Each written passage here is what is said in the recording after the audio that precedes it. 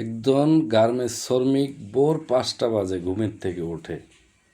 ওঠার পরে কারেন্ট থাকে না, গ্যাস থাকে না, সে চলে যায়, হয় খায় না খেয়ে চলে যায় অফিসে।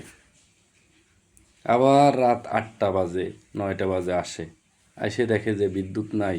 অন্ধকারে মোমবাতি জ্বালাইয়ে তারপরে হয়তো গ্যাস থাকলেও পারে, নাও থাকলে পারে।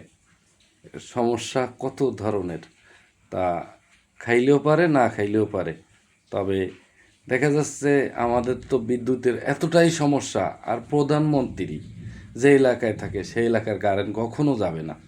এদেশে যদি কারেন্ট যদি একদম নিঃশেষ হয়ে যায় তারপরেও ওখানের কারেন্ট যাবে না।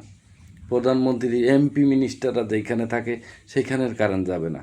কিন্তু একটা গার্মেন্টস শ্রমিক যে এলাকায় থাকে সেই এলাকার কারেন্ট যাবে। যেহেতু আমি একজন কামলা, আমার কোনো এই দেশে বেঁচে থাকার অধিকার নেই। কেন অধিকার নেই? আমাদের তো কোনো মূল্য নেই। আমরা বাংলাদেশের অর্থনৈতিক চাক্কা সচল রাখি, সেখানে আমাদের কোনো মূল্য নাই।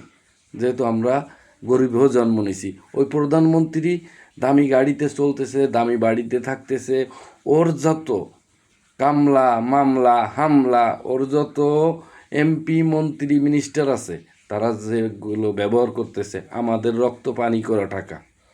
তাই আমাদের কোনো মূল্য নেই। আমরা কেন? আমরা যে সাধারণ গরিব কামলা চাষি গার্মেন্টস শ্রমিক, এই জন্য আমাদের কোনো মূল্য নেই। এইটাই তো। তবে আসলে আমাদের জন্য আপনারা এই দামি গাড়িতে চলতেছেন, দামি বাড়িতে থাকতেছেন, ভালো ভালো খাবার খাইতেছেন, কিন্তু আমাদের রক্ত পানি করা টাকা।